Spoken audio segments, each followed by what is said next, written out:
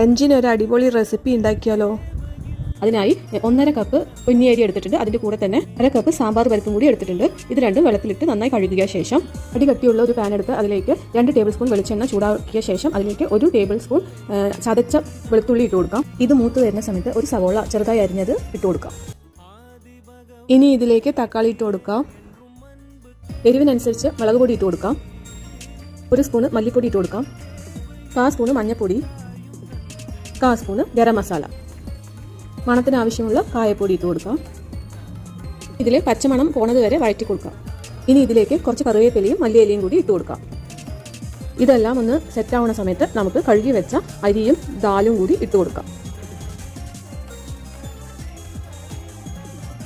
ഈ ദാലും അരിയും ഒന്ന് ഫ്രൈ ആയ ശേഷം നമുക്ക് ഇതിലേക്ക് ചുടുവെള്ളം ഒഴിച്ചു കൊടുക്കാം. ഇത് വേകാനുള്ള ചുടുവെള്ളം നമ്മൾ ഒഴിച്ചു കൊടുക്കണം. ഞാനിവിടെ ഒരു 3 കപ്പ് വെള്ളം ഒഴിക്കുന്നുണ്ട്.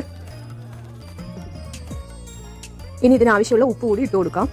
ഇനി നമുക്ക് നന്നായി ഒന്ന് ഇളക്കിയ ശേഷം മൂടി വെച്ച് വേവിക്കാം. അതിൻ്റെ ഇടയിൽ ഞാനൊന്ന് തുറന്ന് ഇളക്കി കൊടുക്കുന്നുണ്ട്. ഇതിൻ്റെ വെള്ളമൊക്കെ വറ്റി നമ്മുടെ റൈസ് ദാൽ ഇവിടെ റെഡി ആയിട്ടുണ്ട്.